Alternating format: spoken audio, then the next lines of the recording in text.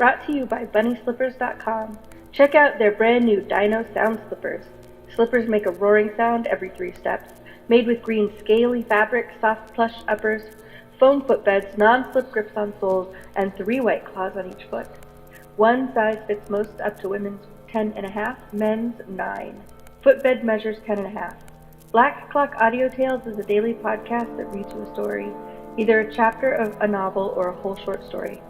Join us in our exploration of old ghost stories, supernatural fiction, horror tales, folk tales, fantasy, gothic horror, weird fiction, and cosmic horror. And don't forget to join us for our monthly show about the Cthulhu Mythos. Look for our podcast near the old wishing well in the blasted heath, wherever you find your podcasts. We suggest Podbean or Apple Podcasts. Find us on the web at pgttcm.com and at Black Clock Audio on Instagram, Twitter, and Facebook, and Black Clock Audio Tales on YouTube. Welcome to Black Clock Audio Tales. Check out our new website over at www.pgttcm.com. Edited by Daniel Spitzer, music by Kevin MacLeod. The Chamber, Oppressive Gloom, Despair. Welcome to Part 1, Folklore of Great Britain. Join us at the end of the month when we talk about the great old ones.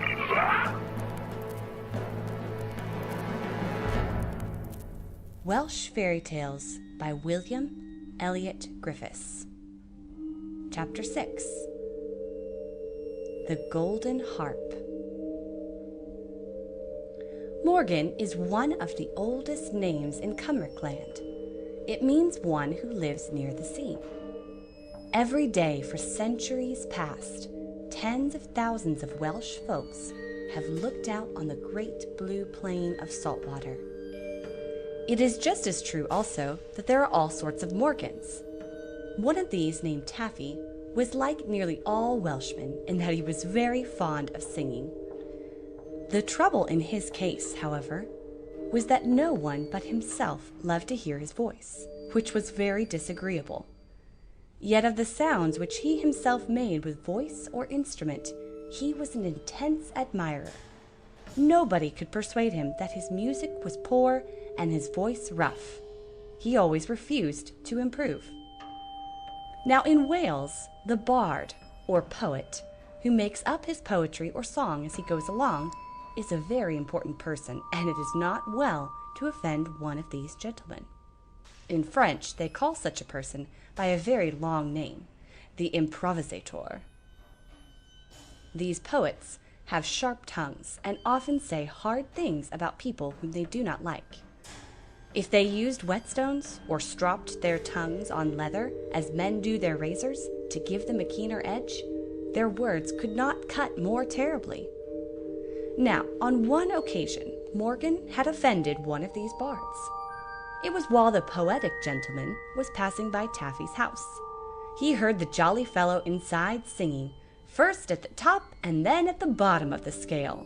He would drop his voice down on the low notes, and then again rise to the highest until it ended in a screech. Someone on the street asked the poet how he liked the music which he had heard inside. "Music," replied the bard with a sneer. "Is that what Morgan is trying?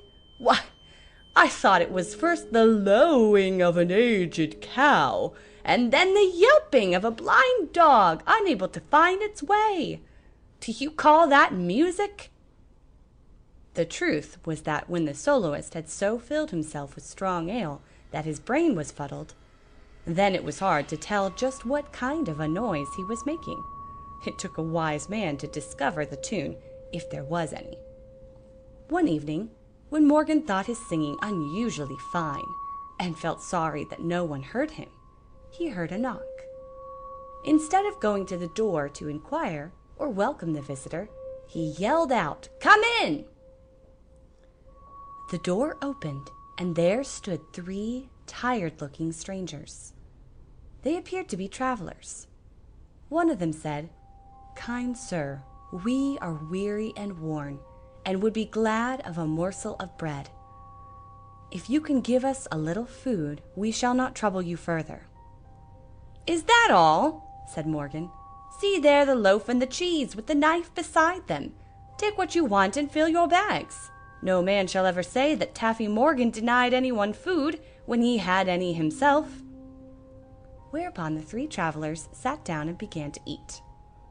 Meanwhile, without being invited to do so, their host began to sing for them.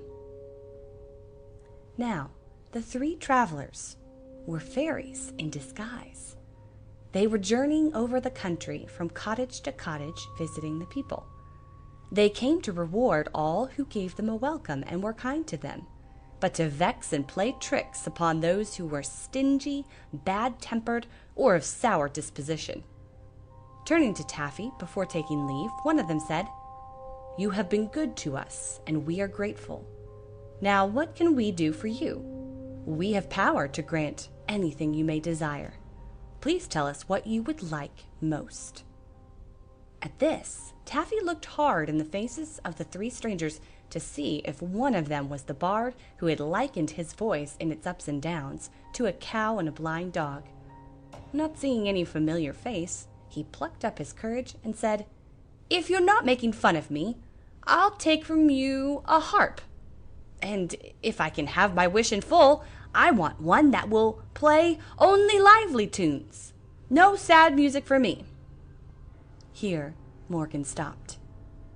Again he searched their faces to see if they were laughing at him, and then proceeded, "And something else, if I can have it. But it's really the same thing I am asking for." "Speak on, we are ready to do what you wish," answered the leader. "I want a harp which, no matter how badly I may play, will sound out sweet and jolly music." "Say no more," said the leader, who waved his hand. There was a flood of light, and to Morgan's amazement, there stood on the floor a golden harp. But where were the three travelers? They had disappeared in a flash. Hardly able to believe his own eyes, it now dawned upon him that his visitors were fairies. He sat down back of the harp and made ready to sweep the strings. He hardly knew whether or not he touched the instrument, but there rolled out volumes of lively music, as if the harp itself were mad.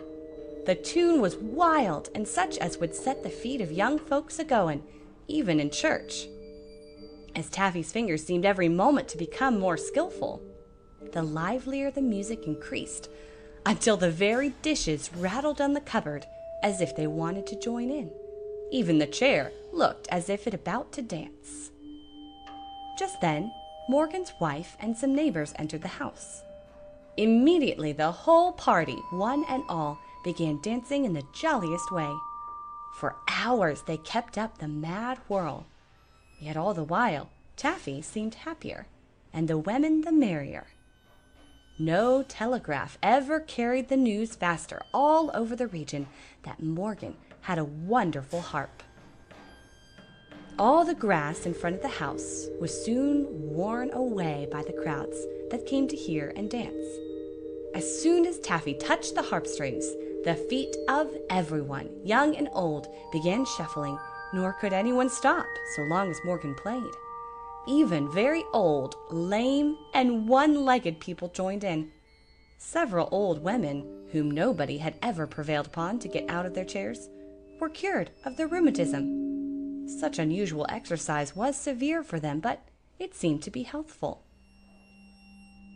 A shrewd monk, the business manager of a monastery nearby, wanted to buy Morgan's house, set up a sanitarium, and advertise it as a holy place. He hoped thus to draw pilgrims to it and get for it a great reputation as a healing place for the lame and the halt, the palsied and the rheumatic. Thus the monastery would be enriched and all the monks get fat. But Taffy was a happy-go-lucky fellow who cared little about money and would not sell, for with his harp he enjoyed both fun and fame. One day, in the crowd that stood around his door waiting to begin to hop and whirl, Morgan espied the bard who had compared his voice to a cow and a cur. The bard had come to see whether the stories about the harp were true or not. He found to his own discomfort what was the fact and the reality, which were not very convenient for him. As soon as the harp music began, his feet began to go up and his legs to kick and whirl. The more Morgan played, the madder the dance, and the wilder the antics of the crowd, and in these the bard had to join, for he could not help himself. Soon they all began to spin round and round on the flagstones fronting the door, as if crazy. They broke the paling of the garden fence. They came into the house and knocked over the chairs and sofa, even when they cracked their shins against the wood. They bumped their heads against the walls and ceiling, and some even scrambled over the roof and down again. The bard could no more stop his weary legs than could the other lunatics. To Morgan, his revenge was so sweet that he kept on until the bard's legs snapped, and he fell down on top of people that had tumbled from sheer weariness, because no more strength was left in them. Meanwhile, Morgan laughed until his jaws were tired and his stomach muscles ached. But no sooner did he take his fingers off the strings to rest them than he opened his eyes in wonder, for in a flash the harp had disappeared.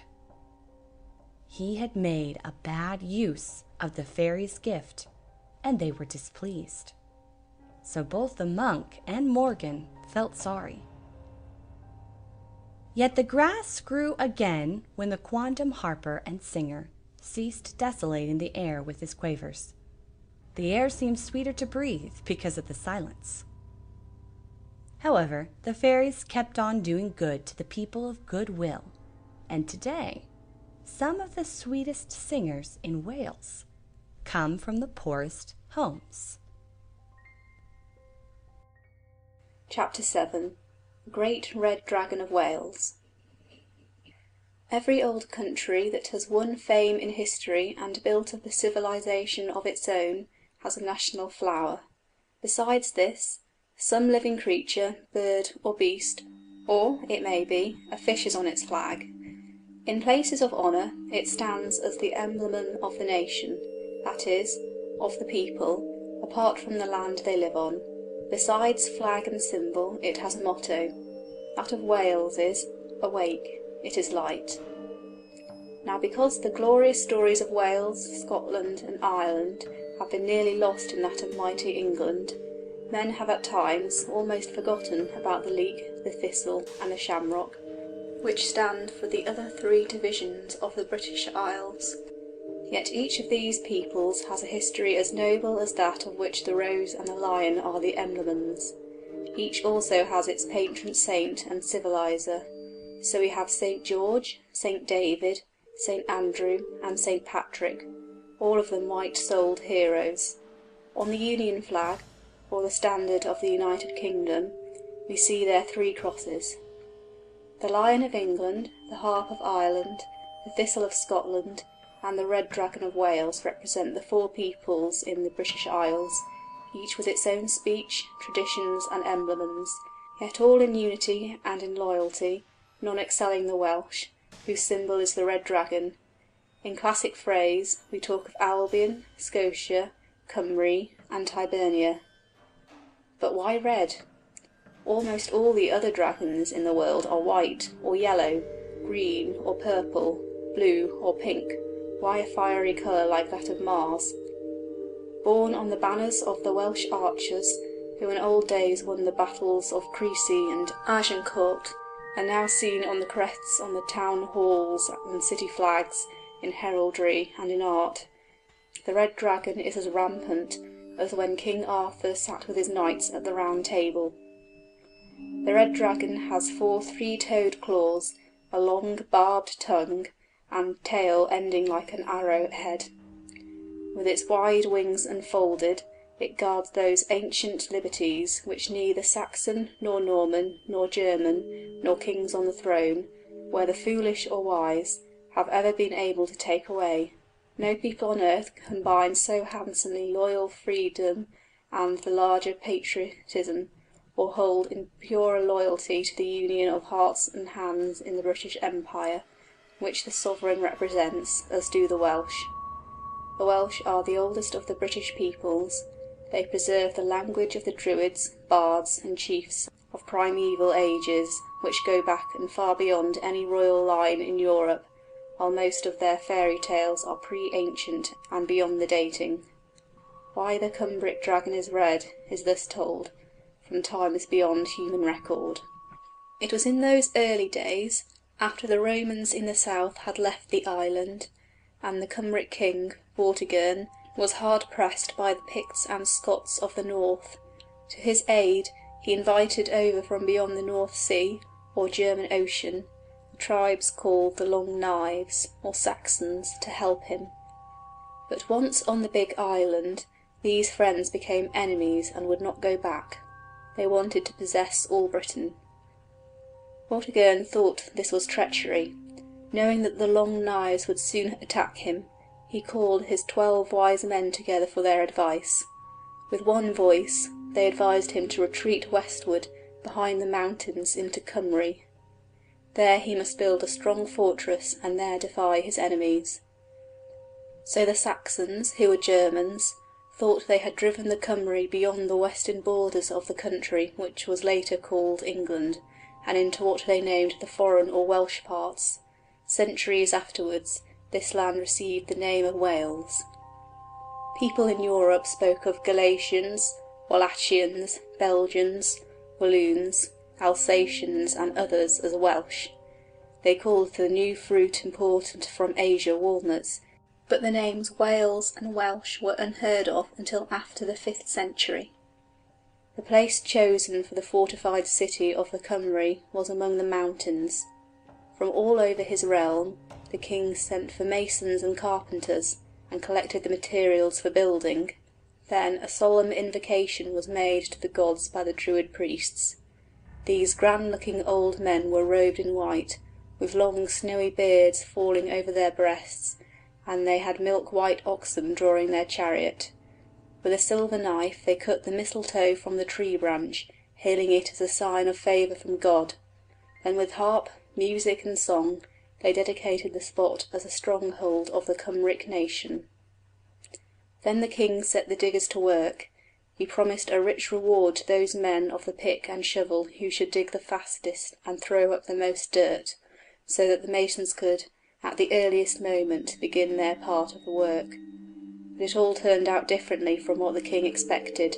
Some dragon or powerful being underground must have been offended by this invasion of his domain, for the next morning they saw that everything in the form of stone, timber, iron or tools had disappeared during the night. It looked as if an earthquake had swallowed them all up. Both king and seers, priests and bards, were greatly puzzled at this. However, not being able to account for it, and the Saxons likely to march on them at any time, the sovereign set the diggers at work and again collected more wood and stone. This time even the women helped, not only to cook the food, but to drag the logs and stones. They were even ready to cut off their beautiful long hair to make ropes, if necessary. But in the morning all had again disappeared, as if swept by a tempest. The ground was bare.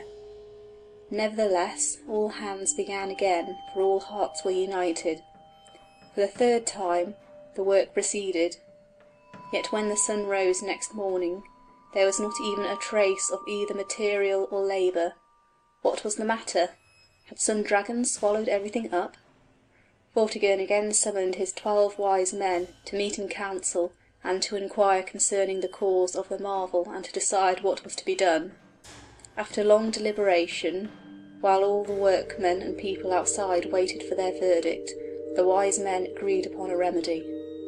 Now in ancient times it was custom all over the world, notably in China and Japan and among our ancestors, that when a new castle or bridge was to be built they sacrificed a human being.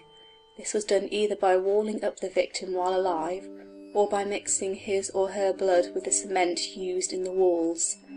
Often it was a virgin or a little child thus chosen by lot and made to die, the one for the many.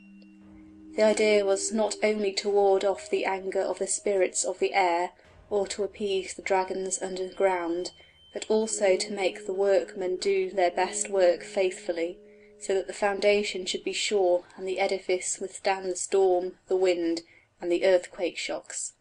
So nobody was surprised, or raised his eyebrows, or shook his head, or pursed up his lips when the king announced that what the wise men declared must be done, and that quickly.